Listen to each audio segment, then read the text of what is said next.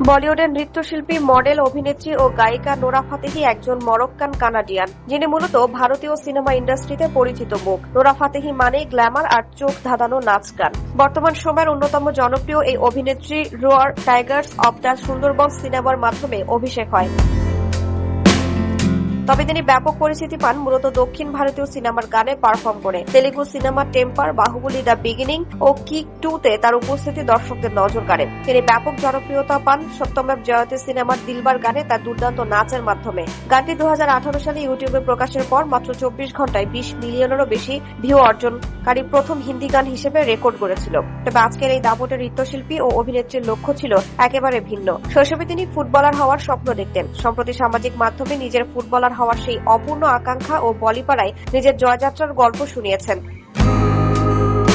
Nora Fatehi বলেন, ছোটবেলা থেকেই ফুটবলের প্রতি তার ছিল অন্যরকম ঝোঁক, কিন্তু মাত্র 11 বছর বয়সে এক ভয়াবহ চোটের কারণে তার খেলার মাঠের স্বপ্ন চিরতরে থমকে যায়। সেই সময়টিকে জীবনের কঠিনতম অধ্যায় হিসেবে অভিহিত করেন তিনি। তবে খেলার মাঠে সেই লড়াই তাকে মানসিকভাবে আরো শক্তিশালী করেছেন বলে জানান নোরা ফাতেহি, যা পরে বিনোদন জগতে নিজেকে প্রতিষ্ঠিত করতে সহায়ক হয়েছে বলে মনে করেন তিনি। নোরা ফাতেহি পেশাদার ফুটবলার হতে না পারলেও আন্তর্জাতিক ফুটবল অঙ্গনে তার উপস্থিতি ছিল নিয়মিত। 2022 ফিফা বিশ্বকাপের ফ্যান ফেস্টিভ্যালে পারফর্ম করা ছাড়াও বিশ্বকাপের theme song light the sky এ কণ্ঠ দেন অভিনেত্রী। এছাড়া বিভিন্ন আন্তর্জাতিক ক্রীড়া আসরের উদ্বোধনী অনুষ্ঠানেও তাকে নিয়মিত পারফর্ম করতে দেখা যায়।